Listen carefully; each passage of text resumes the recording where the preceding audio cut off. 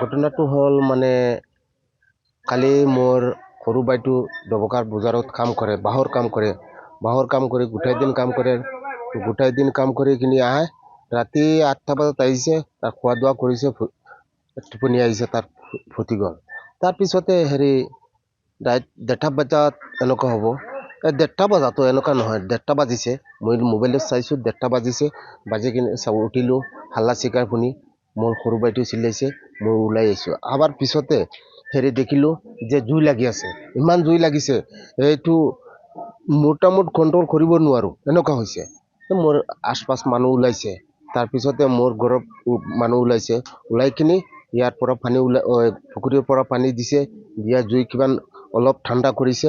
কৰাৰ পিছতে কি কৰিলে, মোৰ সৰু বাইটিৰ কাপড় চোপড় নথি পত্ৰ এনআৰচি যিমান বস্তু আসলো, এই তাৰ ল'ৰা এটাৰ কিবা জন্মৰ চাৰ্টিফিকেট বুলি যা কিছু আছিল গোটাইটো জ্বলি গৈছে।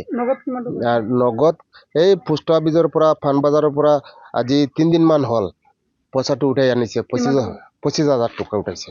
এইটো আছিল তাৰ টেবুলৰ বাস্কত, সেইটো জ্বলি গৈছে। মই এইটো চিনাক্ত কৰিব পাৰিছোঁ, 3জন মানুহ। সেইটো ফুবজাৰণী গাঁৱত। এইটো এজনৰ নাম আছে আপোনাৰ ইমদাদুৰ ৰহমান, মহিবুৰ ৰহমান, হবিবুৰ ৰহমান। এজাহাৰ দিছোঁ মই মোৰাদাৰৰ পৰা এজাহাৰ কৰিলোঁ। এজাহাৰৰ পৰা এই আৰক্ষীয়ে তদন্ত লৈছে, লৈ কিনি গেছে।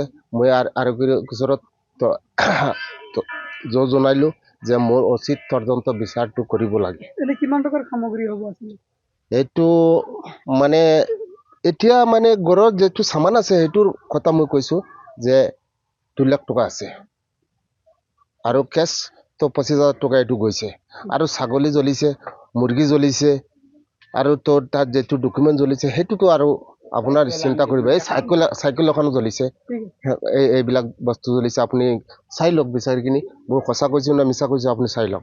যিকোনো খবৰৰ বাবে যোগাযোগ কৰক 7099017330 লগতে 7099017110 নম্বৰত।